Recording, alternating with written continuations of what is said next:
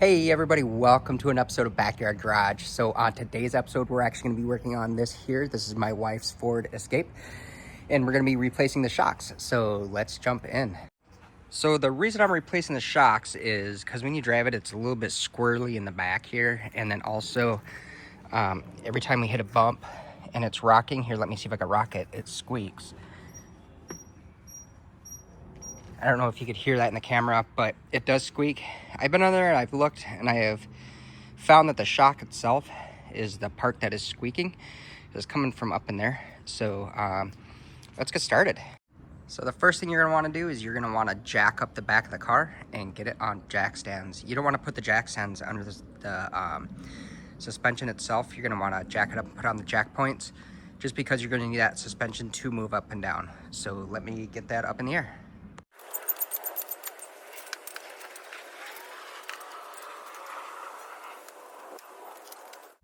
Next thing you want to do is take out the tires. These lugs are 3/4 inch or 19 millimeter.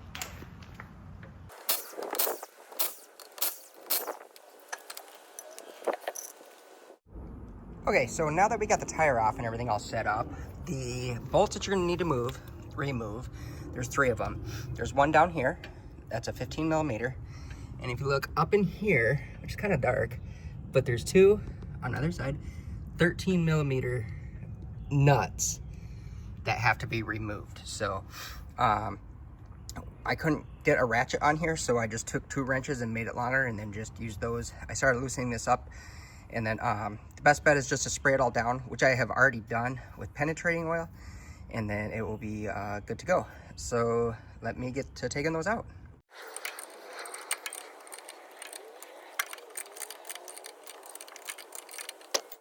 One thing I kind of forgot about is when you start to take those out, you want to put a jack there to kind of support that suspension and everything, and put a little bit of pressure on it to push it up so you can get a little bit of the tension off of there. So that's what I did. So let me continue to get that bolt out.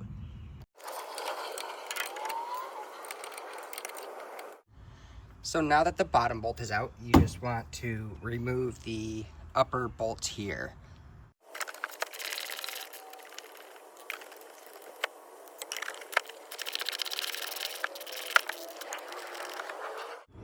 Now that all those are loose, you're just gonna take your shock and just move it over the side and just pull it out. Like that. Okay, so now that we have the shock out, you're gonna wanna take this off. This right here is a 13 millimeter or 1/2 inch nut. And you're just gonna loosen it up.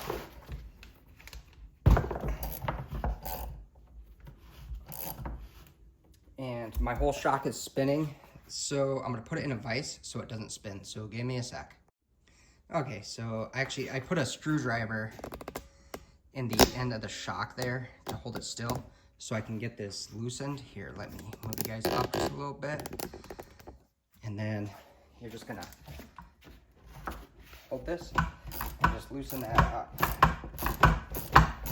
and take it off.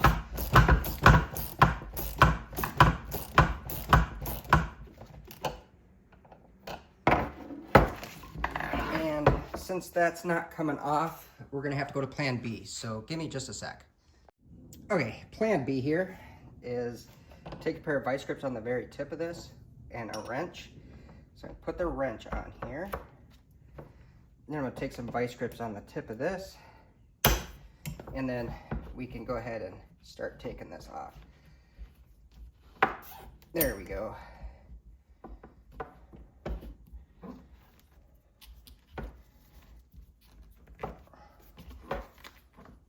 There it goes.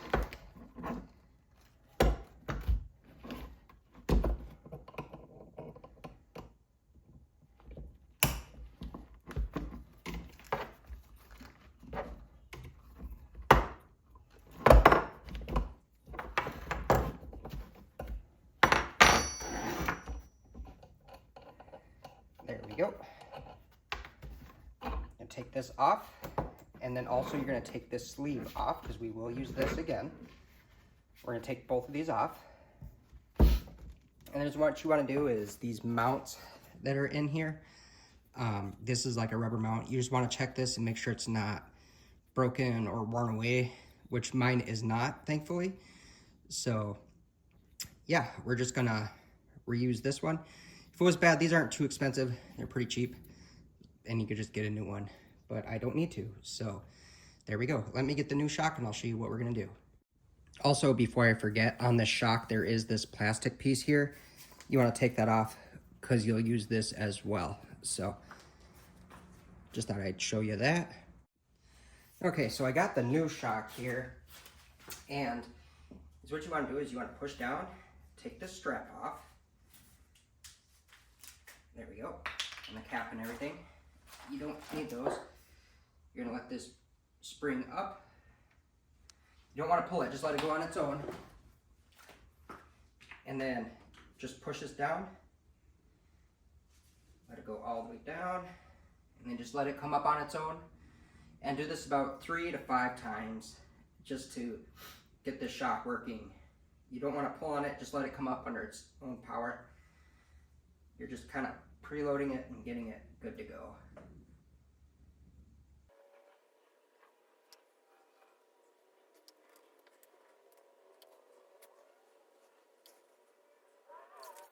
Next thing you're going to want to do here is you're going to take the nut off this piece here. You'll take this plastic piece, slide it on.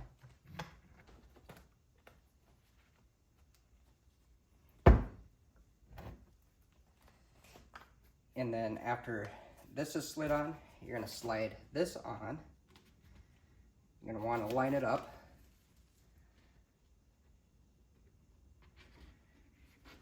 There we go.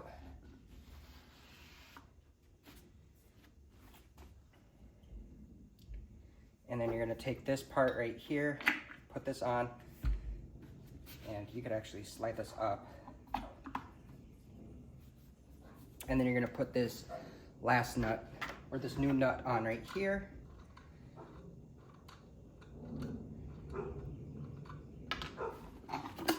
Actually, I'm not going to be using that. I'm taking this off.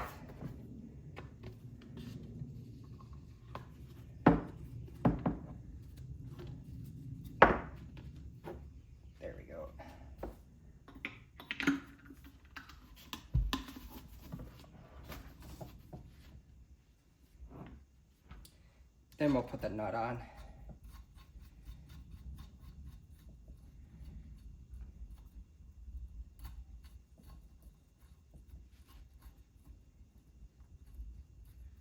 And you'll want to torque this one down to 30 foot-pounds.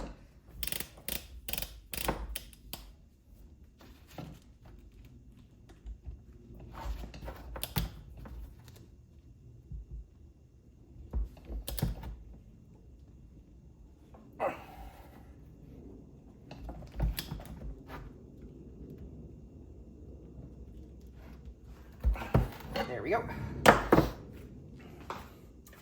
And then that is ready to be installed on the car. Okay, after we have this all assembled here, you're just gonna take the shock and you're just gonna put it up into place and look under here and line it up. And just put your 2 nuts back on the top. These do get torqued down. These are gonna be 30 foot-pounds up here. And then you're gonna put the bottom bolt in. And that bottom bolt is torqued to 125 foot-pounds. So let me get these installed.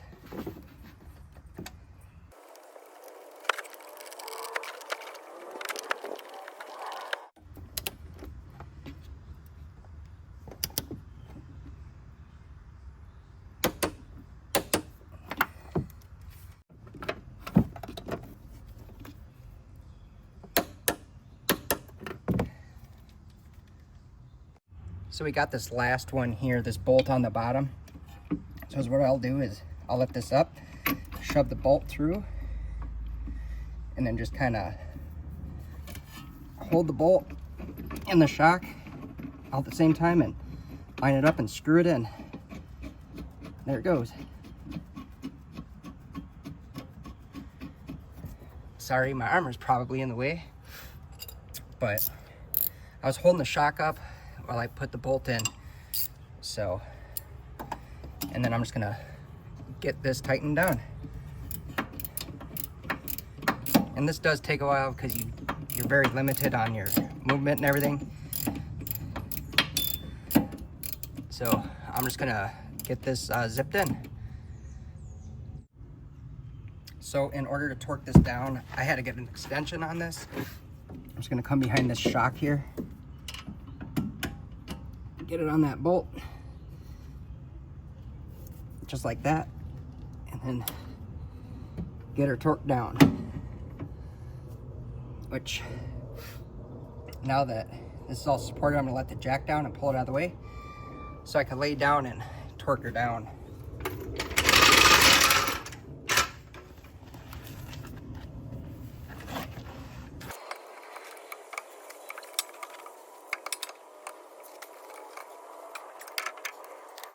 You want to replace these in pairs, but the next thing that you're going to do is you're going to take, after you get the other side complete, you're just going to put the tire back on and drop the car down.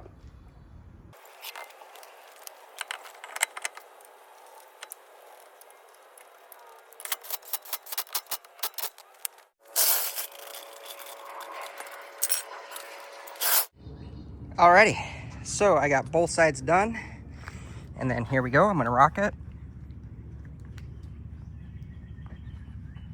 Squeaking's all gone and the shocks feel good. So I do need to go get a test run in to make sure that everything's good to go. And before I do that, the final thing I need to do is I need to go around and torque all these lug nuts to 100 foot-pounds. So let me do that quick and then I will be closing out this video. All right, everybody. Well, that's actually going to be wrapping up this video. I have to tell you, if you don't work on your own cars, don't be afraid to. If you know how to change brakes, you can do this. It's going to be way easier than even changing your brakes. Believe it or not, from the time I started, which I got done eating dinner and I came outside, it took me literally 1 hour. And that's including setting up my camera, getting everything all together and set up, figuring out what sizes to use, breaking stuff loose so it's easier for you guys.